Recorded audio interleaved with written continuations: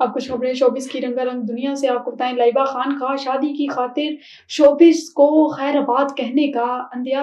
Programme के दौरान लाइबा खान ने बताया कि मुझे अदाकारी का शौक नहीं था। मैं अपनी छोटी बहन ईमान खान के साथ शूटिंग पर जाती थी, जहां एक प्रोडक्शन हाउस की खातून ने मुझे अलिफ नामी ड्रामे में किरदार करने की पेशकश की और फिर देखते ही देखते अदाकारा बन गई। शादी से मुतालिक सवाल किया, जिस पर लाइबा का कहना था कि मैं शादी करके जिंदगी आबाद करना चाहती हूँ और इसी वजह से वो शोबिस भी छोड़ सकती हैं।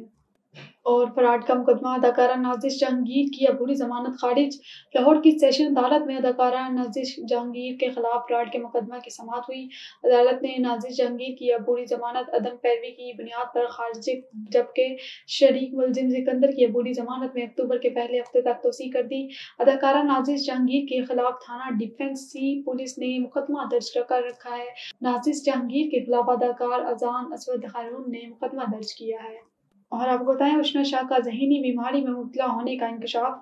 पाकिस्तानी अदाकारा उष्णा शाह ने ज़हनी बीमारी में मुब्तला होने का इंकशाफ करते हुए कहा है कि जो कभी मजाक हुआ करता था आज मेरी तल्ख हकीकत बन चुका है और मुझे यकीन है कि मैं अकेली नहीं हूँ जो इस मर्ज का शिकार हूँ।